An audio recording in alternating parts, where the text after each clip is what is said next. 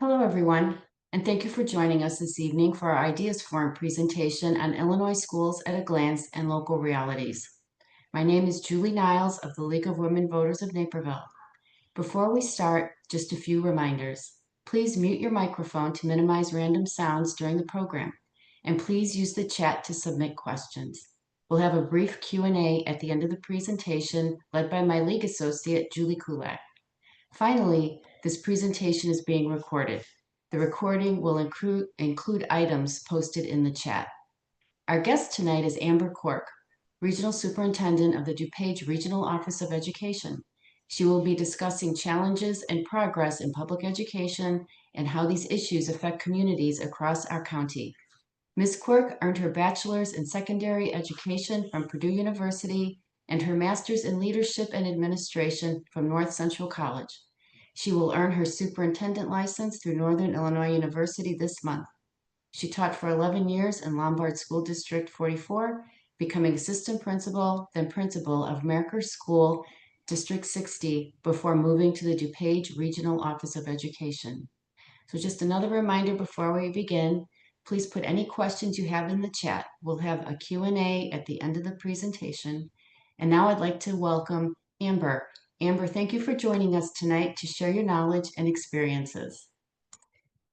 Thank you, Julie, and thank you for everyone here. I'm happy to be here and to talk about education. And let me get started by sharing my screen. There we go. Everybody see that okay? All right. Looks great, Amber. Okay, thank you. I lost everyone. I appreciate your help. All right, there we go. So we have, after introductions, which I appreciate Julie introducing me, I have a little bit of additional information to share about myself. Then we'll have 4 topics in which I'd like to share some information. And then again, we get the questions at the end. So the first topic is really how will funding issues that are happening nationally impact our schools in the state and in DuPage? And what is the rising number of chronically absent students that we have, again, across the state and then in our local region? If you're wondering if our schools are safe, we're going to talk about that. And we're going to talk about how are we preparing students for careers in life beyond high school, and specifically what's happening in the 2 major school districts in the Naperville area. So we'll get started with a little bit more with the introductions. And I know she kind of gave my whole experience background, but I wanted to also point out that I am a wife of 24 years. I'm a mother of 3 teenage daughters, so definitely in the thick of it when it comes to school. Though my oldest is going away to college, I'm taking her there this weekend. So that's pretty exciting. I do have 2 dogs. Hopefully you won't be hearing them barking because I'm at home. I am the third of 6 children. I do love to travel and exercise, and I also happen to be a breast cancer survivor. I know I saw both men and women on the call, or names on the call. So I'm going to use this as a quick PSA, since both women and men can get breast cancer, to please make sure you're getting your annual mammograms. A little about me personally, I value integrity. That's really important to me, that both in my personal life and my professional life. I value hard work, and collaboration for me is extremely important. I think when we can come together and work together on ideas, we solve problems more effectively. We already went over my education, but I do have my bachelor's, my master's, and my superintendent license. I've been a teacher, an instructional coach, an assistant principal, and a principal. I was the assistant regional superintendent before taking on this role as regional superintendent. And I really have loved my career in education. And at various times, I would say I was tapped on the shoulder and asked to take on new roles and responsibilities. So I do consider it an honor to now be in a role that I'm able to support students and families and educators across DuPage County. My experience in my previous roles truly helped me to be able to build relationships and collaborate with many different people in our area. So again, it's a privilege and a great responsibility for which I'm very grateful. Also, I want to point out that much like this photo, when I was at one point taller than two of my daughters, please remember that the facts and figures that we hear during this presentation are really a snapshot in time, and things do change, and they are continuing to change daily. So I know this is being recorded, so just keep in mind, today happens to be August 13th, 2025, and much of what is shared could be slightly different by next week even. So those of you on the call, I am sure some of you are a little bit familiar with the Regional Office of Education, but I thought I would kind of get everybody on the same page with some of the things that we do. We are a service organization, and our responsibilities are defined by the Illinois School Code. And there are Illinois State Board of Education mandates that we are required to help uphold. And then we also meet our stakeholder needs. So we really value providing high quality service and support to all of our stakeholders. And we will expend many efforts to be able to prepare the children for the world that they're going to face in the future. So our key services that we provide, that we're required to provide, are educator professional development and licensure, truancy intervention, providing a regional safe school and an alternative learning opportunity program, health life safety inspections, and compliance visits. And then our particular office in DuPage, we have value added services, or some services that we call shared services, and that helps hopefully bring the cost down for local districts. So fingerprinting and background checks, many of our smaller school districts take advantage of that. Some of our larger school districts might be able to get that at a discounted rate just because of their size. We provide work permits to students who are younger than the legal age to work. We run a Parents as Teachers program. This is a home visiting program where the parent educators will go into the homes and help parents who need to learn how to interact with their children in a positive way. And it's for birth, pre-birth, because we have some doulas, and then that ends at 3. We have the social emotional learning hub that's for all of Area 1, and Area 1 includes all of the surrounding counties to DuPage. We are also the leadership hub, so we provide leadership training to administrators in the school districts in Area 1. We also have school improvement specialists who work to give tailored professional development to our school districts, and we have job-like networks. So some examples of these would be the school safety network, which I'll actually talk about later in this presentation. We have a school nurse network, we have social work network, school counselors, quite a few, but that allows people who share similar responsibilities across the school districts to be able to come together and share ideas and problem solve, and it's free to them. We run that as a value-added service. So if you can, please talk about yourself in the chat. I thought I would make it a little bit easier than, you can put what you do, or you can put a fun fact about yourself, whatever you prefer, and you don't have to put anything, but it'd be nice to know who's on the call with us today. So maybe take a minute to do that, and I think Julie K is monitoring the chat.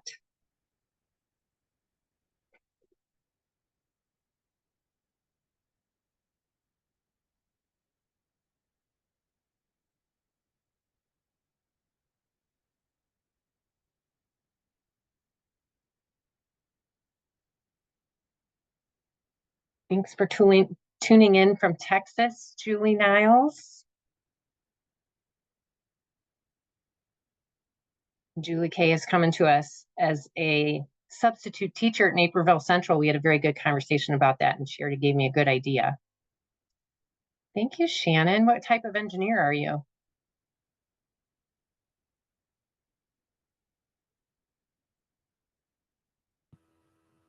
Chemical. Oh, nice, nice. Oh, Barbara, that's absolutely okay. uh, you know what? If you can send me a direct message of who your ROE is, and I can help connect them maybe with you or someone else. I'd be happy to do that. We meet as Area 1 regional superintendents. In fact, we met this week yesterday. So I'd be happy to spread the word to them that there's an interest to have this in their area. All right, it's good to see that we have 203 graduates. We're going to talk a little bit about 203 for Susan, and that was how you knew about District 58 Downers Grove. That's making more sense because you're a grandparent there. 203 school board. Okay, hopefully you're happy with some of the information that I'm going to share tonight, and feel free to chime in if need be. Viveka, and you're a youth and adult coach, coaching in both 203 and 204. That's great. Again, hopefully you hear some of the good things that both districts are doing. Karen, thank you for having been a math teacher in middle school. That's a tough job, very tough job. Because a lot of kids, I think, come in initially just thinking that they'll just say, I don't like math. I'm sure you probably heard that before. Maggie, welcome. So family law paralegal and sister to a District 87 teacher. So hopefully you guys have a lot of good conversations about teaching. Okay. Okay. All right. And then Mark Rising, welcome. 204 Board of Education and Illinois Association of School Board. Okay, great. All right. Well, welcome everyone who shared. I appreciate that. Just to get an idea of where you are and what your relation is to the group. All right. So I was asked to talk about kind of how the federal decisions, the decisions at the federal level, were really impacting funding for the state of Illinois, and more specifically for DuPage. So some of you may or may not recall that there was an estimated $240 million frozen in late spring and summer. You can find that there were some articles in the Shaw publications. And then back in March, they were estimating that $54 million was potentially going to be cut for after school programming.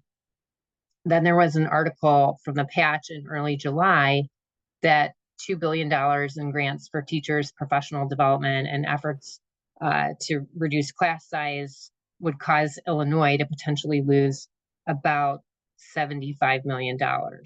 And that included about the overall loss included about $1 billion for academic enrichment grants that are typically used for science and math education and accelerated learning. And of that, Illinois potentially could have lost $56 million.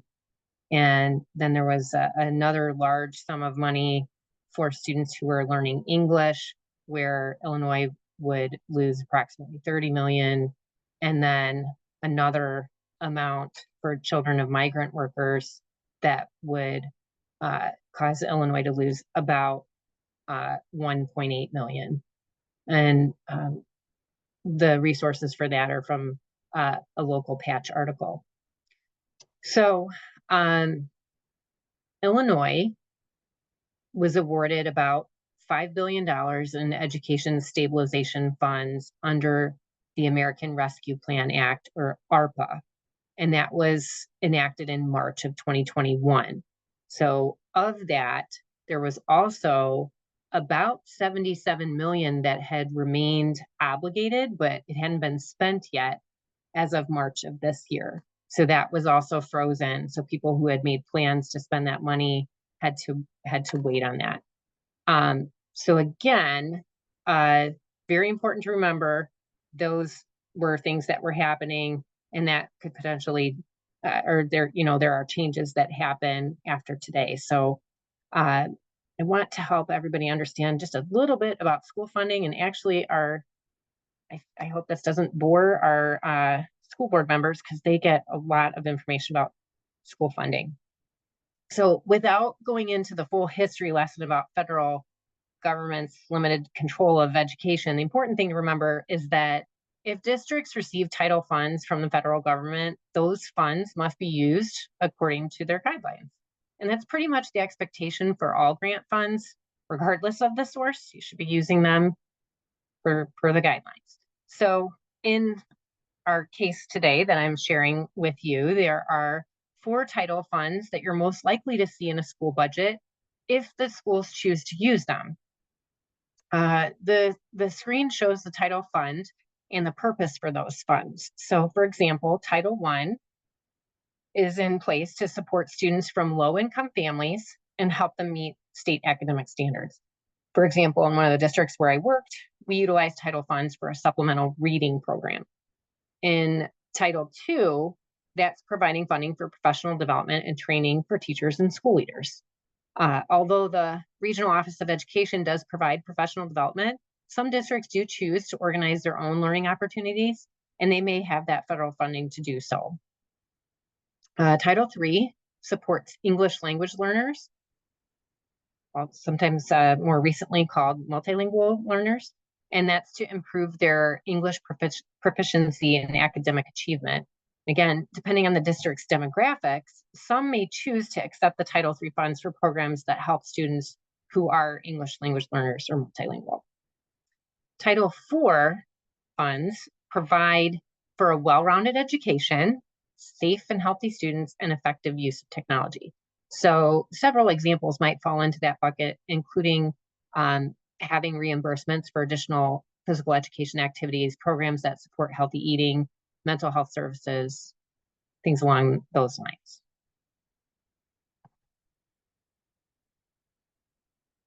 So it's important, again, keeping in mind that the numbers that I'm sharing are from one point in time and things have changed.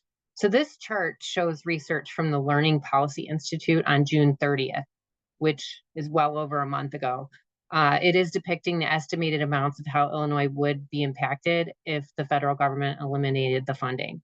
So you can take a look at that. In that very final column, you can see that the overall impact was a 12.4% decrease in the percentage of funds. And although that is a significant amount, I also noticed that Illinois was the 17th lowest of all the states. So 33 of the 50 states actually rely more heavily on federal funds than Illinois does. In DuPage, the majority of the school districts rely on local tax dollars for their essential programs. So Naperville, being the thriving community that it is, would be providing more local resources than some of our rural areas in Illinois. Specifically, the site of Naperville that is within the District 203 boundary, because I know we have District 204, and their funding is different than Naperville 203. So when I asked superintendents in the spring if they were extremely concerned with the changes of the Department of Education and possible funding cuts, very few indicated that they had elevated concerns because they don't heavily rely on the federal funding.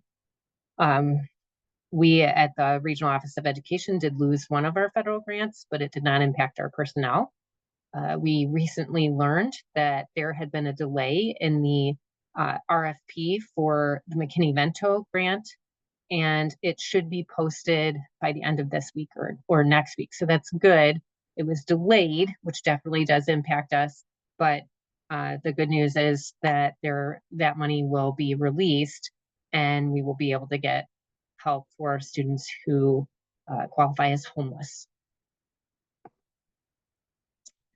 So again, just a reminder that when we're talking about Illinois school funding, the majority comes from the local property taxes, and that includes both homeowners and businesses alike.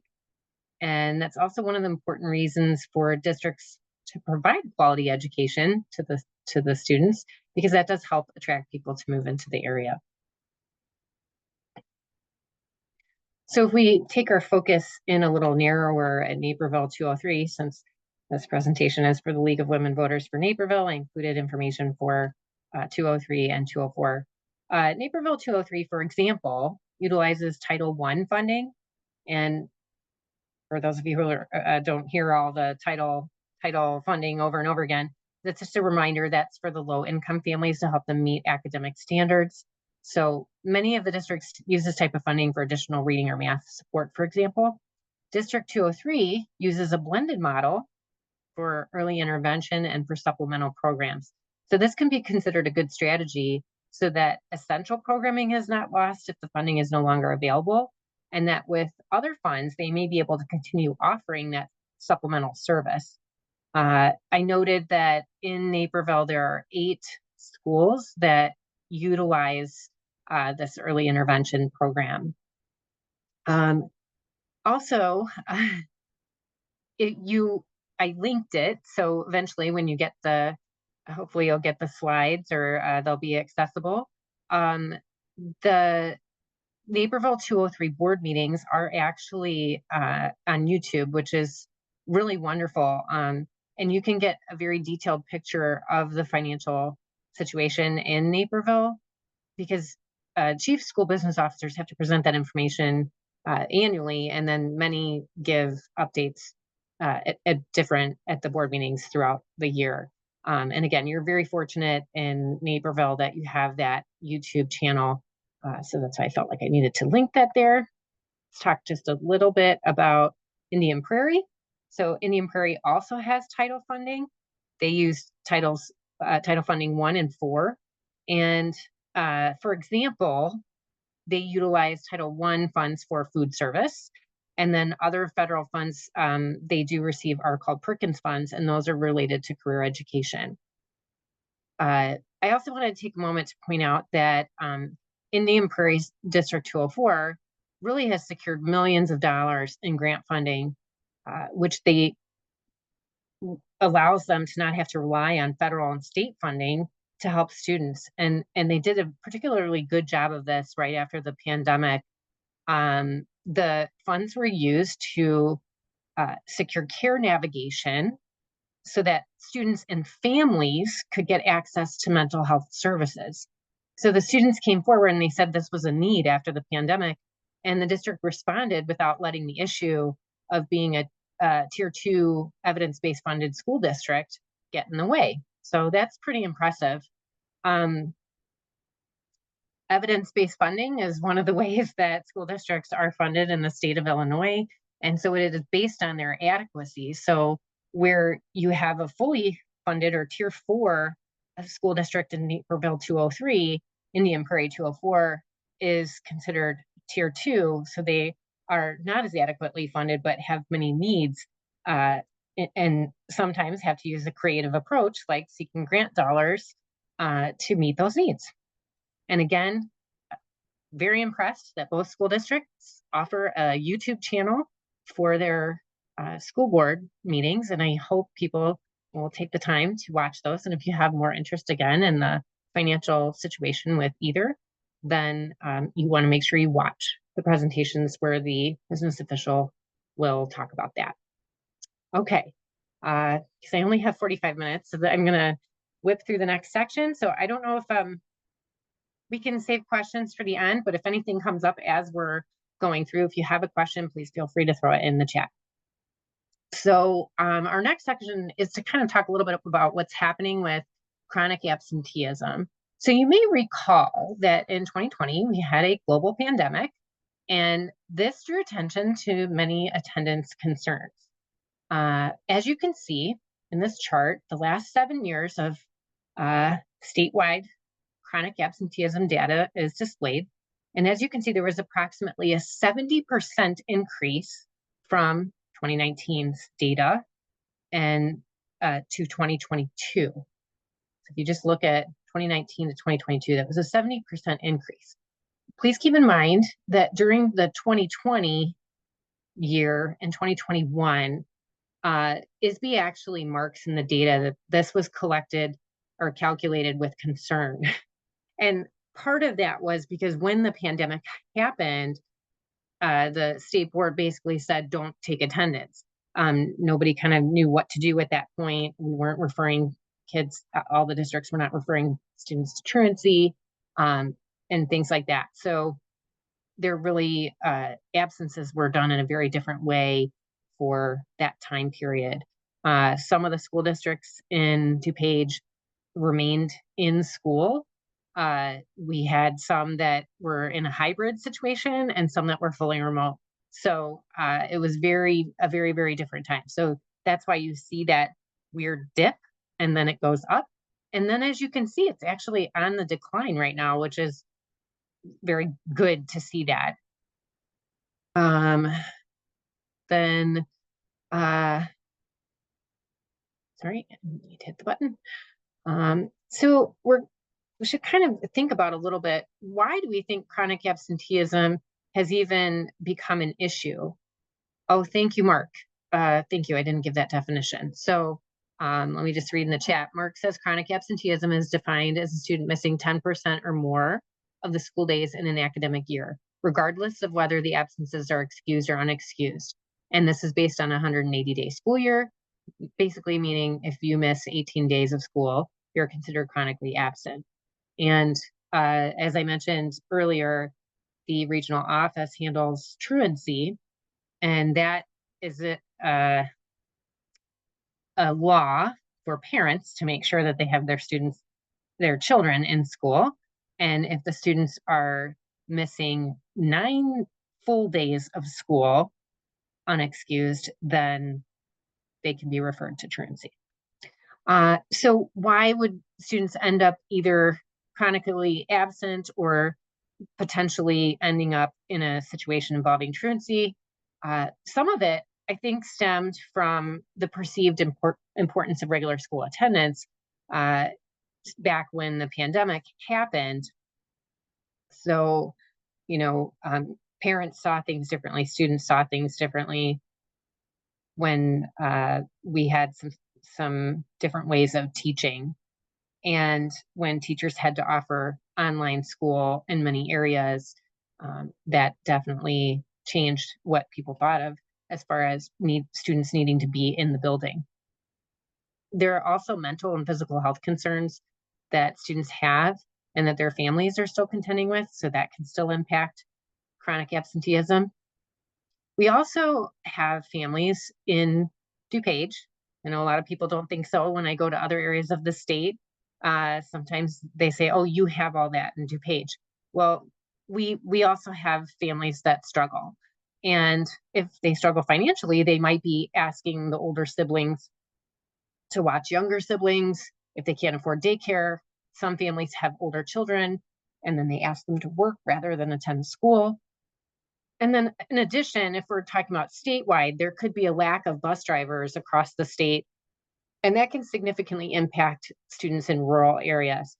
We don't generally have that same situation happening all over DuPage County. Sometimes there can be transportation issues, but typically the school districts up here are trying to resolve that with the families. Finally, school climate and culture does impact student attendance.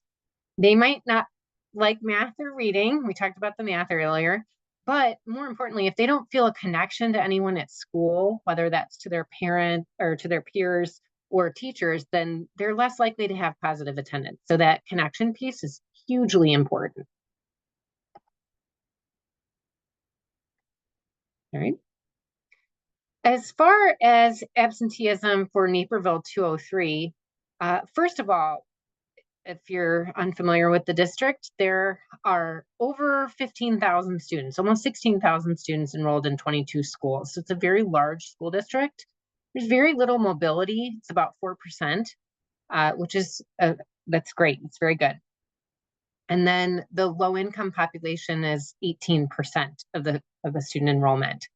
So considering kind of all of those things, the 15% chronic absenteeism compared to the state average of 26.3% is very good. And I also did a quick average for DuPage County from 2024, and that average chronic absenteeism is 18.96. So again, Naperville 203 still falling under that threshold. So I would say always some room for improvement, but looking pretty good. Similarly, Indian Prairie, 32 schools have almost 26,000 students enrolled. That's a lot to manage. There's 8% mobility, double what 203 has, 21% low income, and their chronic absenteeism rate is at 15%. I'm sorry, 17%, it says on the screen. And that, again, is below the DuPage County average of 18.96. So across the state and our area, both school districts are doing very well comparatively. And again, I do think there's some room for improvement for both. Questions or comments on absenteeism? We have, does the chronic absenteeism rate affect headcount for budgeting or funding? Great question. Yes. Well, there's a average daily attendance rate. I don't know all the details of how to explain that right now, but it does.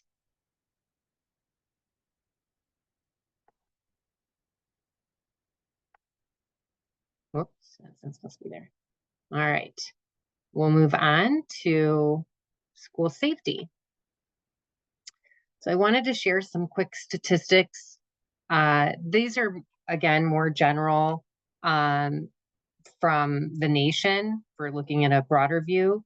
There were 24 incidents across 19 states. There were 4 that involved school locations, and 1 was in Illinois with 4 casualties in Forest Park. And this is from the FBI's active shooter incident report for 2024. That came out in June, this past June. So we in DuPage are definitely leaders when it comes to school safety. So first of all, I mentioned we have Job Alike Network. So we have the first school safety network in the state, and it used to be called the School Safety Task Force. The task force is supposed to be short term, so we changed the name to network because it's an ongoing meeting. We do invite our state's attorney, our sheriff's office, the chiefs of police, the chiefs of fire to meet with school district representatives 4 times a year. And the purpose of this is to really help build capacity when it comes to school safety. So we've been doing a lot in the last 2 years on helping to identify threats and train teams of people in order to help address those when they come up. We want to be proactive. We also created what is called Do Smart, and with the help of the state's attorney's office, created the first intergovernmental agreement that 41 of our school districts signed, providing mutual aid to each other if there is a crisis. Probably more like when, but we're going to be ready. And then we also have our annual safety summit. This last year, we had over 200 attendees attend our annual conference, and they are there to learn the best practices for safety for our schools.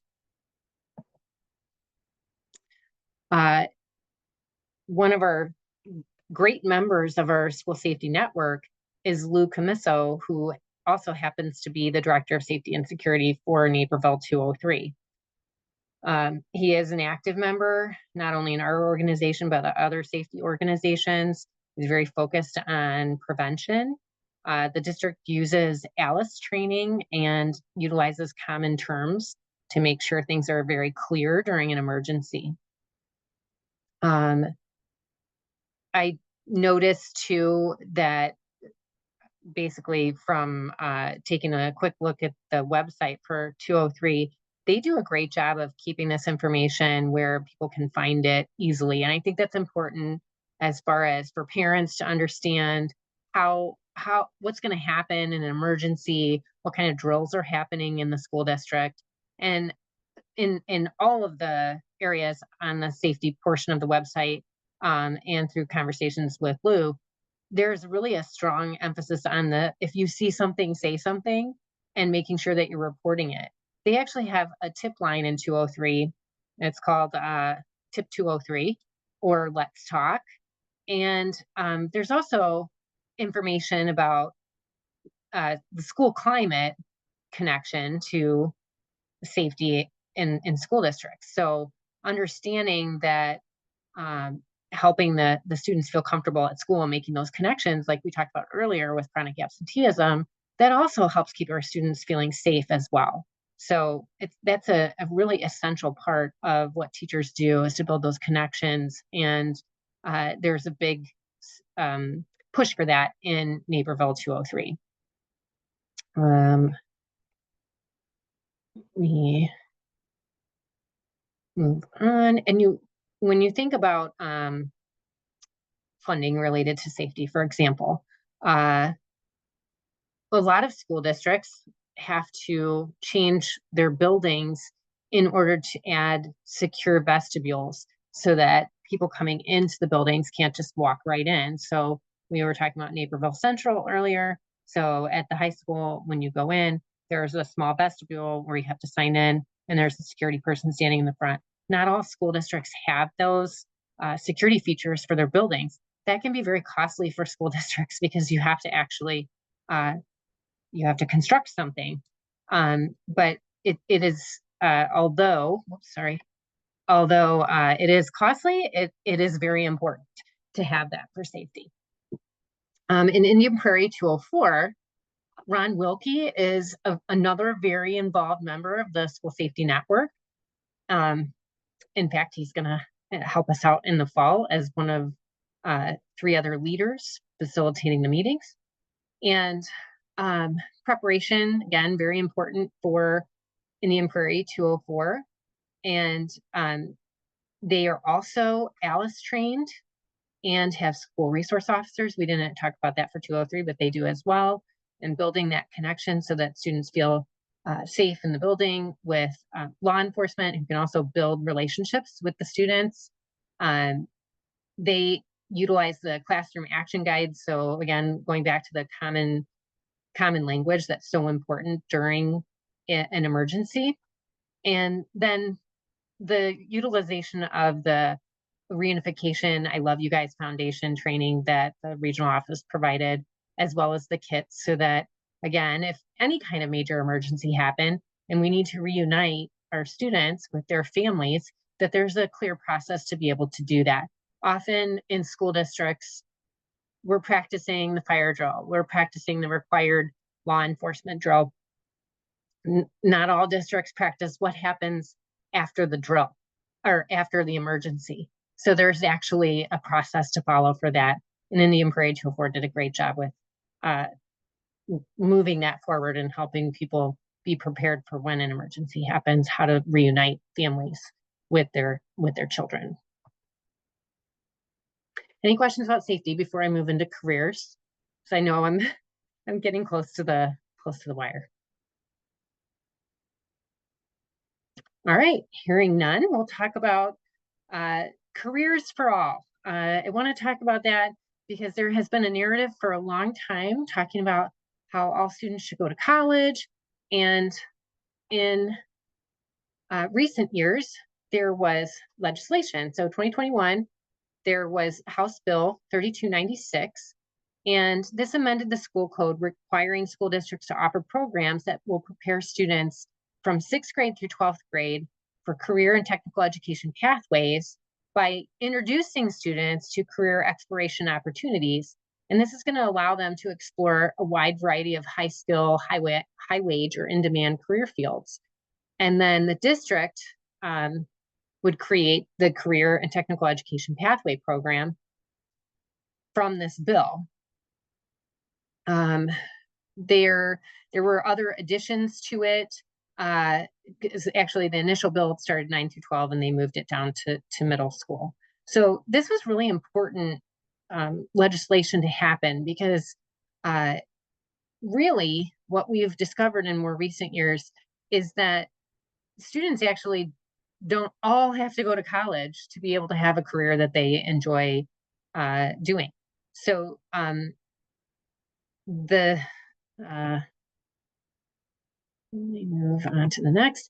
So here in DuPage County, bringing it down from the state level to our more local level, we have a consortium of partners that we're trying to build an ecosystem of work-based learning, career exploration, and career awareness opportunities. Basically, this group of people are the school districts, the regional office, DeOS TCD, which is located in Addison, the College of DuPage, WorkNet DuPage, Choose DuPage, Chambers of Commerce, and multiple businesses. And this infrastructure that we want to create will include intermediary services that exist between businesses and schools, and also creating more currency for students who are obtaining endorsements. So you might be saying, what do you mean endorsements? Well, this is an example of the career and tech ed pathways that exist for Naperville 203 students.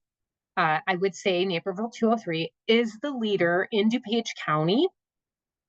And when it comes to this work, they really are. They've been doing it for a while. They have dedicated resources to doing it, and it's allowing great opportunities for students. And students are getting endorsements on their high school diplomas in these areas, which is really pretty exciting. The work-based learning consortium that has been working together, we met recently with College of DuPage, and we had this discussion about how we want to build that currency for students. So when they get the high school diploma and they have an endorsement, what is that going to get them? For example, when students pass their AP exams, that's cost savings for when they go to college, because then they're not taking that course in college. They've taken it in high school when it's free. They then, don't have to take it in college and pay for it. So that's currency for students. So we're working on how do we help make the endorsements something that they're going to get something for that, besides the great experience that they should also get.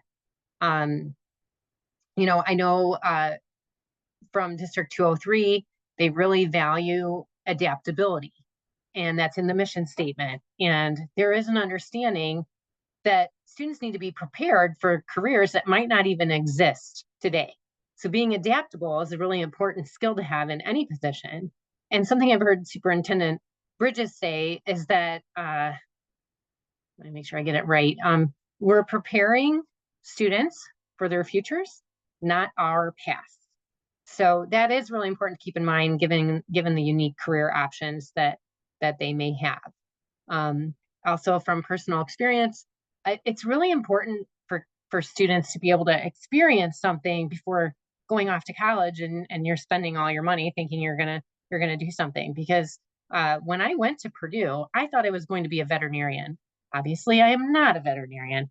And that was a very expensive decision to make after a year of school.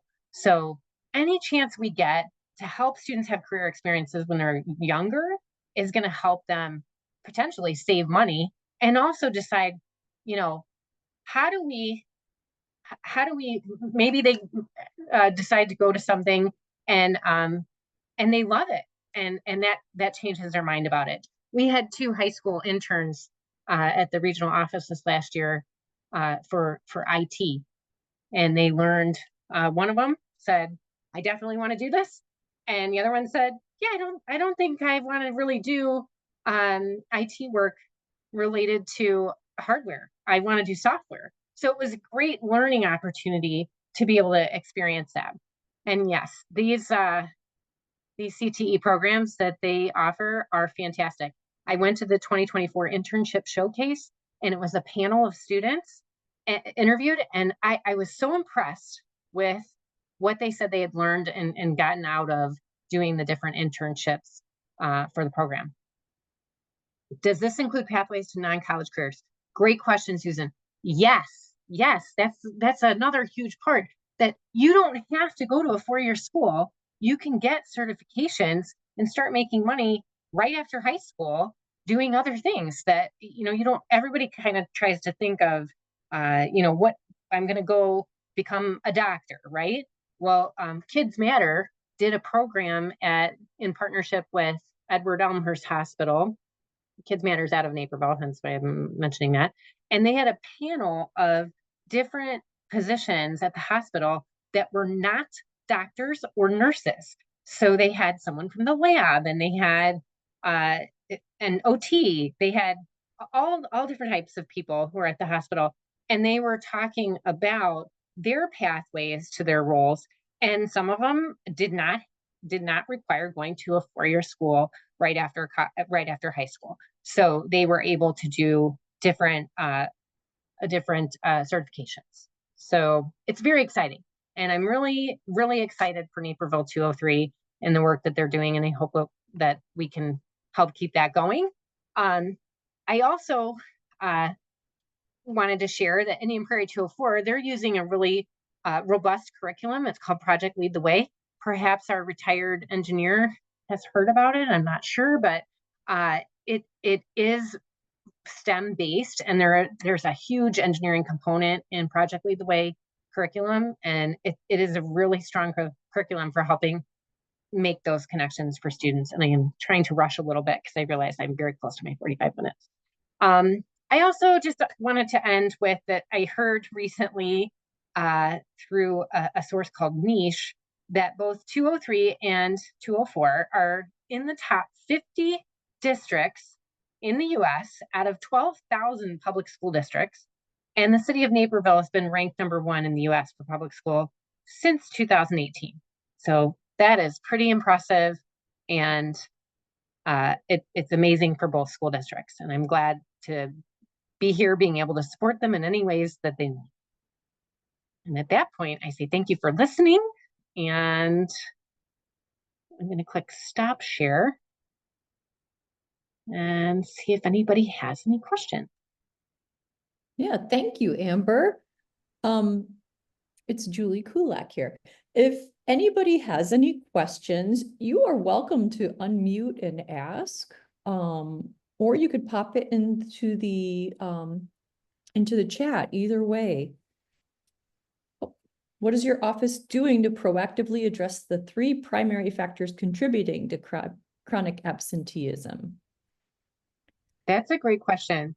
So our truancy team, when I started, there were actually 2 people who handled truancy for the entire county. And given that we have about 10,000 students in DuPage County and quite a few of them who are truant, it really wasn't enough manpower. So we sought some additional grants and reallocated some of our county funds. We now have 6 people in our truancy team. So just having more people who can go meet with students, it has been helpful in getting kids back to the classroom faster. But when we talk about chronic absenteeism, that actually happens before truancy. So our truancy team has done training for a tool. It's a research-based tool called the Scan of Environmental Attendance tool, SEAT. And basically what it is an observation tool. The team volunteers to go to the school, and they use a checklist to look at the different key pieces that are happening in the schools. So, for example, how a building secretary or receptionist welcomes a student when they are late could impact whether they want to come back to school or not. So if the person greets the child as if they are excited to see them, then, and they've been not there and they are so glad that they're back, that's a much more positive approach than trying to make the students feel bad that they missed school again. And I can't believe you didn't call, right? So how we interact. So they're looking for things like that. They're looking for student work. They're looking for kind of what is the culture in the building that helps students feel welcome and connected. So that's more of a proactive approach. We give the data back to the attendance teams at the schools to kind of try to look at what are some things that they could do just minor tweaks and changes that might help students feel more connected to the school. So and that I don't know if that answered all of the questions on that one. Okay, so the mental health and physical health, and so that kind of goes back to the climate and culture part and what our office is doing.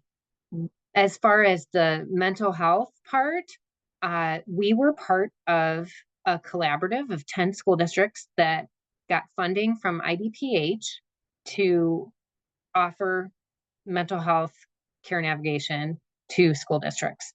The 10 that were involved in the grant. So that was a really unique approach that we used, and we are on the lookout to see if we can repeat that, maybe at a broader scale with more districts. It was very exciting. Indian Prairie was one of the districts, so that was a great opportunity last year.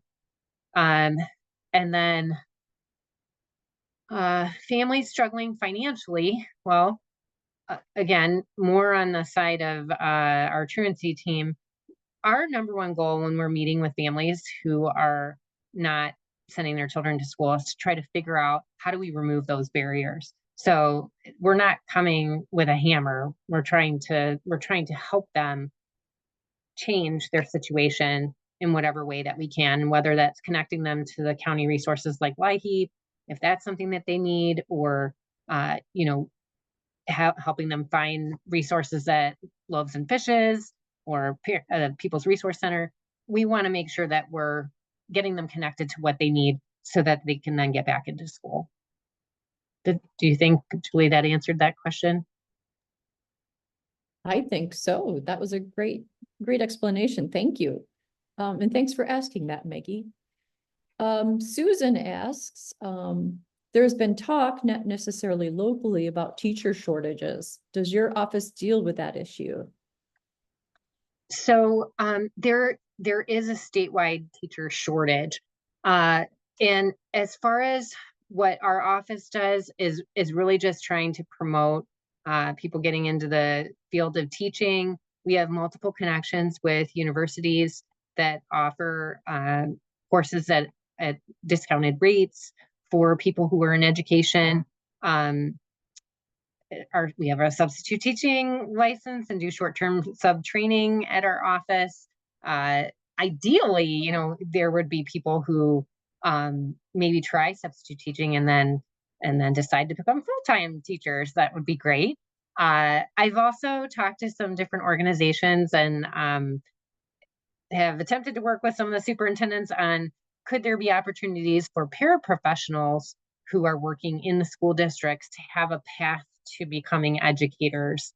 The challenge with that approach is then we may end up with paraprofessional shortages as well. And we actually already kind of have those the same. I tried convincing all three of my daughters to be teachers, and that has not worked out so far, but there's still time. All right. Maggie asks, where can we find the information about the impact of absenteeism on school funding per Julie Niles' question earlier in the presentation? Oh, Mark says he can answer that. Yeah, and I don't mean to be rude or step on Amber's toes. I recognize that Amber may not be familiar with school funding and how that works, specifically when it comes to absenteeism, because she's more proactive at the Regional Office of Education of helping families directly. But regarding absenteeism, it does impact head count and how money is spent, specifically at the school level. So as it relates to staffing and services within the school, depending on your absenteeism level of students. However, absenteeism doesn't impact school funding from a local, state, or federal level. So it used to be before evidence-based funding in Illinois prior to 2017, absenteeism had a large impact on local school funding from the state level, but it's no longer that way. However, absenteeism does impact, and the studies show, significantly impacts students' academic achievement, as well as discipline issues within the school. Where I could tell you where absenteeism has a big impact is the school rankings, because the state does school rankings. And just by a couple students being having a high chronic absenteeism rate, it can make a difference from a school being ranked as an exemplary school to a commendable school. So absenteeism can have an impact in how the school ranking is. But to answer the bigger question, it doesn't impact funding for the school district. Mark, I really appreciate you answering that. I know you said you're on the school board and you have a very expert level knowledge of school funding, and from that perspective, the regional office is not funded the same way a school district is. So that is not something that I just know off the top of my head. So thank you. I appreciate that. Are there any more questions for Amber?